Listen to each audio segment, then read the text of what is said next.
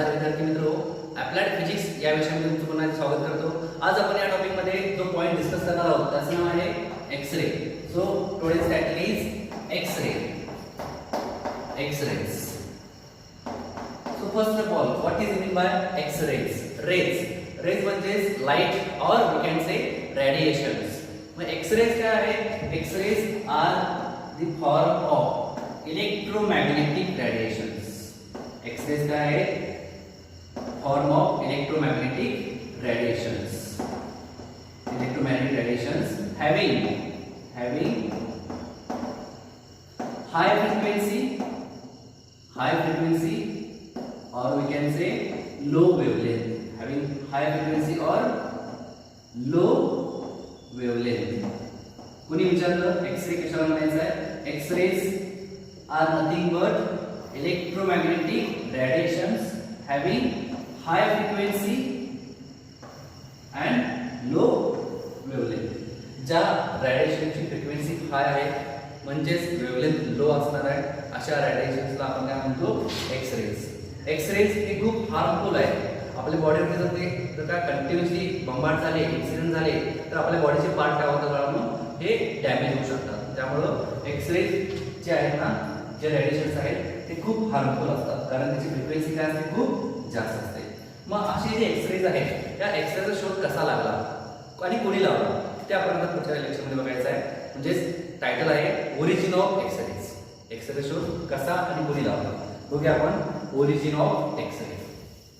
Okay, origin of X ray. Next title origin of X ray. X rays. तर आपण सर्वांना माहितीच आहे आपल्याला की एक्स-रेचा जो शोध आहे तो ऍक्सिडेंटली लागलेला आहे। ऍक्सिडेंटली त्याचा शोध लागलेला आहे। म्हणजे प्रोफेसर W.K. रॉन्सेन, professor W.K. रॉन्सेन हे आपल्या लॅबोरेटरीमध्ये 1895 साली कॅथोड रेजचा एक्सपेरिमेंट करत होते। कॅथोड रेजचा एक्सपेरिमेंट करत होते आणि तो एक्सपेरिमेंट परफॉर्म करत असताना त्याच्या जवळ असणारी जी फोटोग्राफिक प्लेट आहे त्या फोटोग्राफिक प्लेटवरती काही डार्क स्पॉट दिसून आले। मग ते डार्क स्पॉट का आले त्याच्या मागचा त्याने अभ्यास केलेला आहे आणि अशा प्रकारे त्याने कन्क्लुजन केलेलं आहे की मी हा कॅथोड रेजचा एक्सपेरिमेंट करत असताना काही इनविजिबल रेज, काही अननोन रेज हे या फोटोग्राफिक प्लेटवरती इन्सिडेंट झाले, रिफ्लेक्ट झाले आणि त्यामुळे या फोटोग्राफिक प्लेटवरती काही डार्क स्पॉट दिसून आले।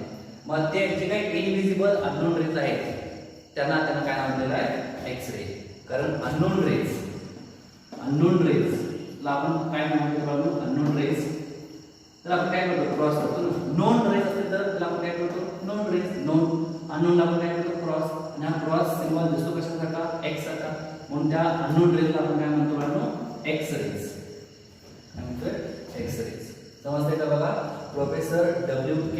रॉन्सेन हे सायंटिस्ट आपल्या लॅबोरेटरीमध्ये 1895 साली कॅथोड रेज एक्सपेरिमेंट करत होते। कॅथोड रेज म्हणजे काय? की इलेक्ट्रॉन्स जे आहेत ते इमिट करतात एनोडकडे आणि तिथे काय होतं बाळांनो? इलेक्ट्रिसिटी जनरेट होते आणि ती इलेक्ट्रिसिटी किती आली त्याचे मेजरमेंट वगैरे तो परफॉर्म करतो एक्सपेरिमेंट। आणि तो एक्सपेरिमेंट परफॉर्म करत असताना त्यांना काय दिसून आलं की त्या कॅथोड रे ट्यूबच्या जवळ एक फोटोग्राफिक प्लेट ठेवली होती। त्या फोटोग्राफिक प्लेटवरती काही डार्क स्पॉट दिसून आले। म्हणजे जे इलेक्ट्रॉन्स कॅथोड थ्रू एनोडवर चालले होते, जात असताना एनोडकडून काही रेज हे रिफ्लेक्ट झाले, दिसत नाही किंवा अननोन आहे। ओके, आणि त्या रिफ्लेक्टेड रेजमुळे त्या फोटोग्राफिक प्लेटवरती काही डार्क स्पॉट दिसून आले। मग ते का आले त्याने काय कल्पना केलेलं आहे की या फोटोग्राफिक प्लेटवरती काही अननोन रेज आहेत जे की इन्सिडेंट होत आहेत किंवा बंबार्ड होत आहेत आणि त्या अननोन रेजला काय लागलेला आहे? एक्स-रेज। आणि अशा प्रकारे काय झालेला आहे? एक्स-रेचा शोध लागलेला आहे। म्हणजे करायला गेला एक आणि झालं एक। एक्सपेरिमेंट करत होता कोणता? कॅथोड रेजचा आणि शोध लागला कशाचा? एक्स-रेचा। ओके, म्हणजे एक्स-रेचा शोध आहे, एलिमिनेशन जे आहे ते कसं आहे बाळांनो? ते आहे ऍक्सिडेंटली। शोध कसा लागणार आहे ऍक्सिडेंटली. हे लक्षात ठेवा एक्सरेचा. आणि हे जे काही इन्व्हेन्शन आहे, हे जे काही प्रोडक्शन आहे एक्सरेचं, त्यासाठी प्रोफेसर रॉन्झेन यांना नोबेल प्राइज मिळालं. नोबेल प्राइज मिळालं for the discovery of X rays. Nobel prize. आणि हे जे नोबेल प्राइज आहे, हे नोबेल प्राइज फिजिक्स सब्जेक्ट मधलं हे फर्स्ट नोबेल प्राइज आहे. म्हणजे फिजिक्स या पर्टिक्युलर विषयामध्ये नोबेल प्राइज मिळवणारे जे फर्स्ट सायंटिस्ट आहेत त्यांचं नाव काय आहे प्रोफेसर W.K. रॉन्झेन, ज्यांना नोबेल प्राइज कशामुळे मिळालेला आहे for the discovery of X-ray. एक्सरेचा शोध कसा लागला ऍक्सिडेंटली. Professor W.K. रॉन्झेन काय करत होते, कॅथोड रेज एक्सपेरिमेंट करत होते. त्यांना काय दिसून आलं, फोटोग्राफिक प्लेटवरती काही डार्क स्पॉट दिसून आले. ते डार्क स्पॉट का आले त्याच्या मागचं रिझन काय आहे, तर त्यांनी काय कन्क्लुजन केलेलं आहे की या फोटोग्राफिक प्लेटवरती काही इनविजिबल रेज, काही अननोन रेज हे इन्सिडर होत आहेत आणि त्या अननोन रेजला नाव दिलेलं आहे एक्सरेज. समजतंय. आणि अशा प्रकारे एक्सरेचा शोध लागलेला आहे. आता याच्या पुढचा पार्ट म्हणजेच काय production of x ray by Coolidge tube. आता production of x ray by Coolidge tube काय आहे, याचा एक्सपेरिमेंटल सेटअप काय आहे, कशा प्रकारे एक्सरे प्रोड्यूस होतात ते आपण इन डिटेल स्टडी करूया. Okay. So next point is production of x ray by Coolidge tube. आता एक्सरेचं प्रोडक्शन याचे बेसिक प्रिन्सिपल काय आहे पहिल्यांदा बघूया आपण. Principle of production of X rays. जर प्रिन्सिपल काय आहे तर लिहितो मी बोर्डवरती काढून. When a fast moving electrons are incident on any metallic surface, then some invisible rays, or we can say unknown rays are reflected.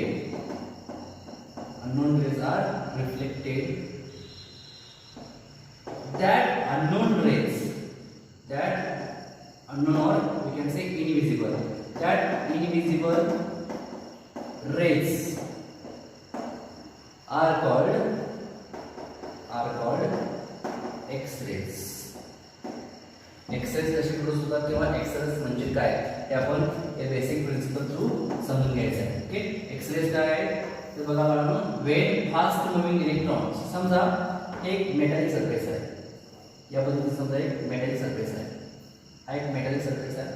या मेटॅलिक सरफेसवरती जर का फास्ट मुव्हिंग इलेक्ट्रॉन्स हे इमिट झाले, आपण काय म्हणतो फास्ट मुव्हिंग इलेक्ट्रॉन्स.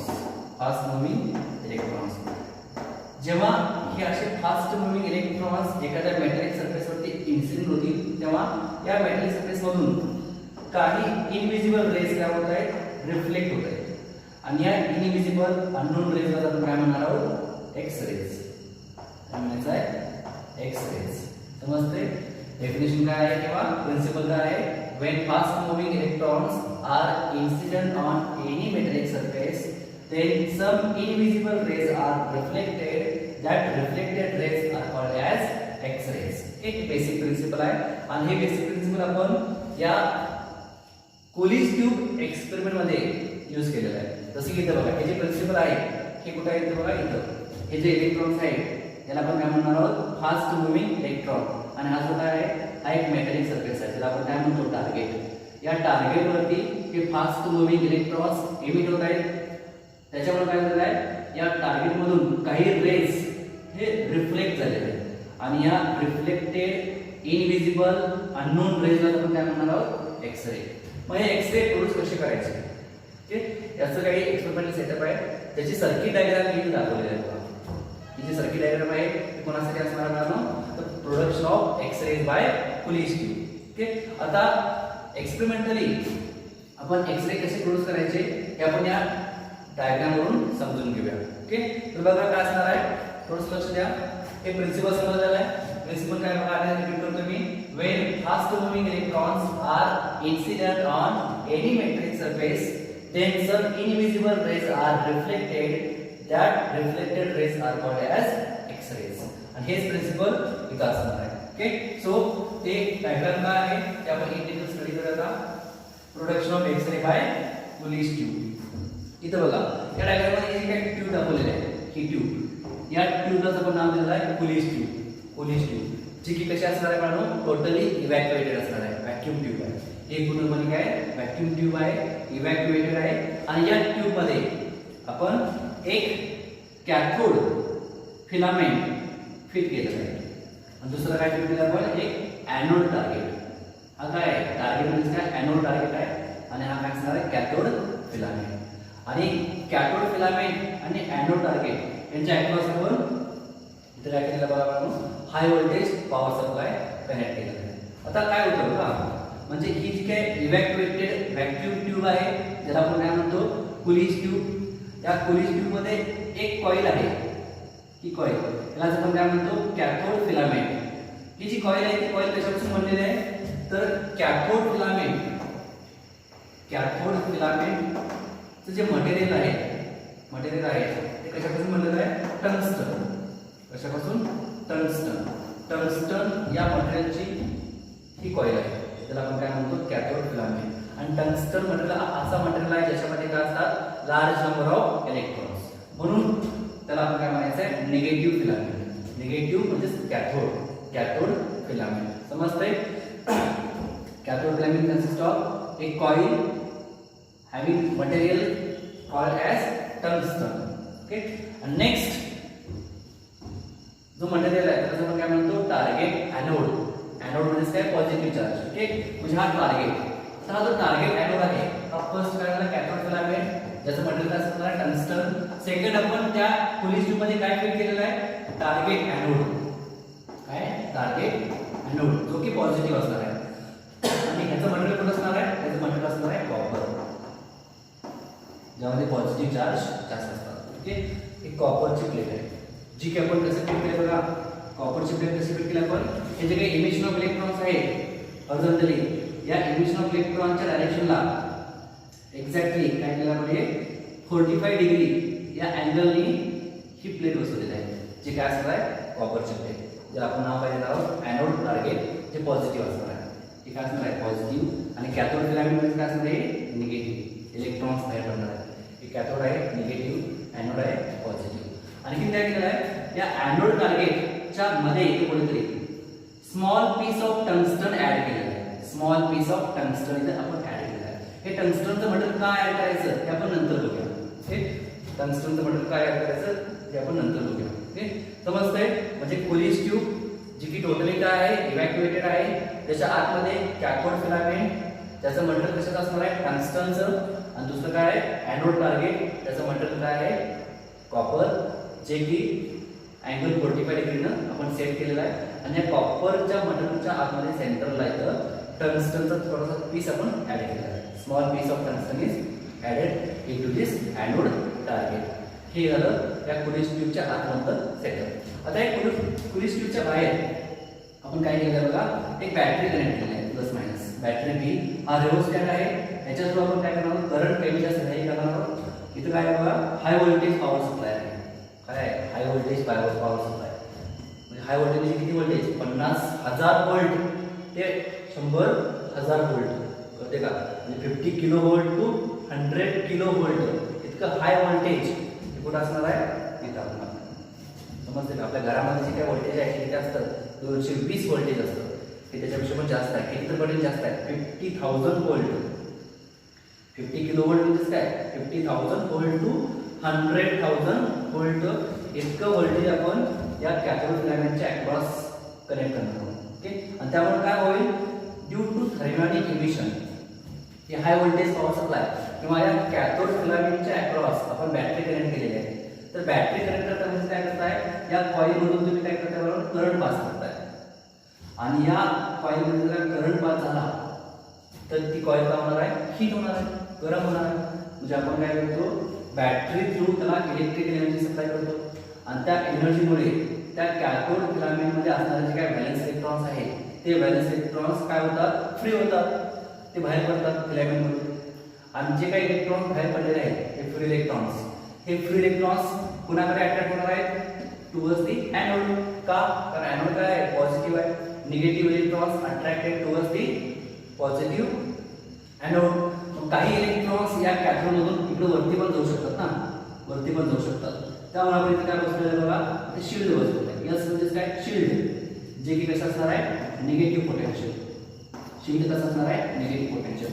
म्हणजे जेव्हा आपण हाय व्होल्टेज अप्लाय करू तेव्हा कॅथोड मधून काही इलेक्ट्रॉन्स हे एनोड कडे न जाता असं वरती जातील ना, मग हे वरती जाऊ नये म्हणून आपण इथे काय बसलेलं आहे, शिल्ड.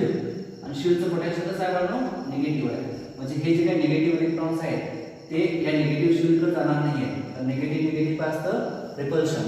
त्यामुळं सगळेचे सगळे इलेक्ट्रॉन्स हे काय होते बघा, इकडे तिकडे कुठे न जाता स्ट्रेट कुठे जातात, एनोडकडे. समजते, म्हणजे मॅक्सिमम इमिटेड इलेक्ट्रॉन्स हे एनोडकडे मूव्ह होण्यासाठी आपण काय करतो, इथं शिल्ड बसवलेलं आहे जे की निगेटिव्ह पोटेन्शियल आहे. म्हणजे निगेटिव्ह इलेक्ट्रॉन्स हे निगेटिव्ह जाणार नाही आहे. All electrons are move towards the anode target. जितके जास्त हाय व्होल्टेज तितके जास्त स्पीड असणार आहे कोणाचं, इलेक्ट्रॉनचं. म्हणजे जितकं हाय व्होल्टेज अप्लाय करा ना तसंच काय होतं, त्या फिलामेंट मधून हाय स्पीड किंवा फास्ट मुव्हिंग इलेक्ट्रॉन्स काय होणार आहे, इजेक्ट होणार आहे. आणि all these ejected electrons are incident on this anode target.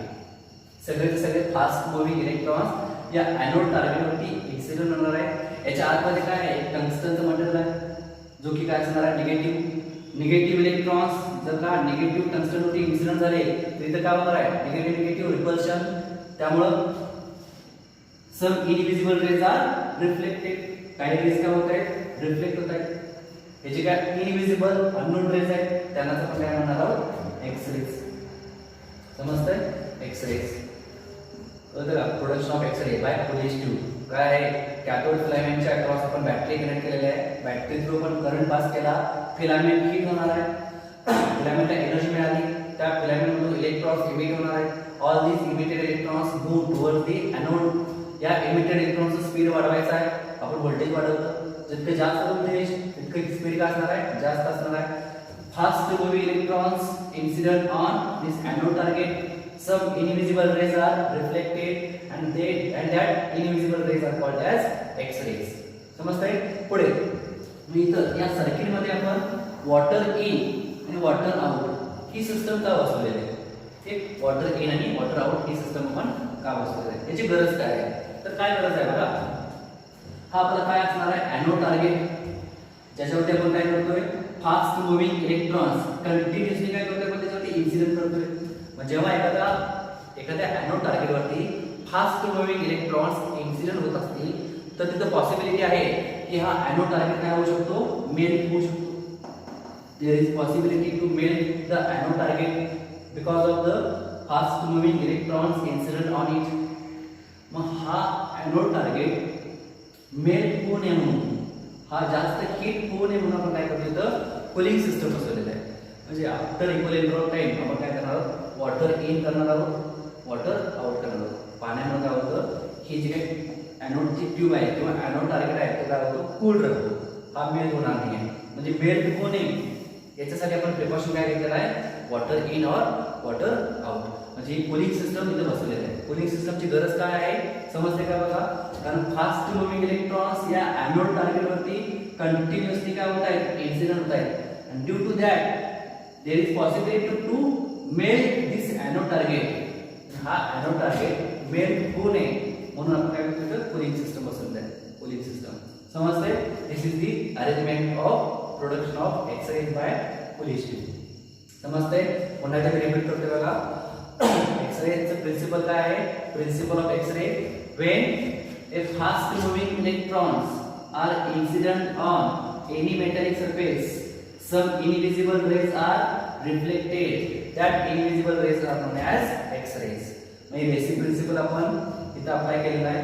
एक सर्किट डायग्राम आहे किंवा आपण याला काय म्हणतो, एक्सपेरिमेंटल सेटअप, ज्यामध्ये एक मोठी ट्यूब आहे त्याला नाव दिलं आपण पोलिश ट्यूब, जे की टोटली काय असणार आहे, व्हॅक्यूम किंवा इव्हॅक्युएटेड असणार आहे.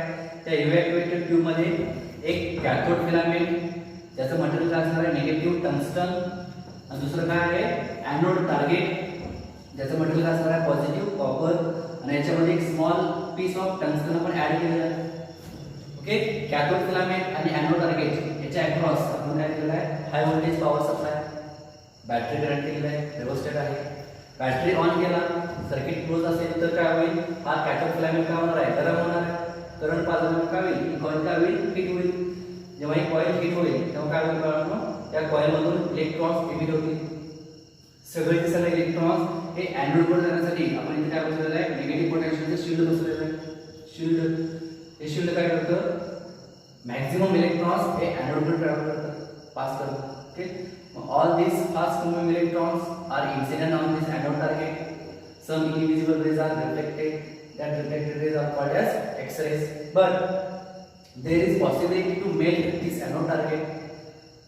There is possibility to melt this anode target. To overcome this possibility, we launched a cooling system.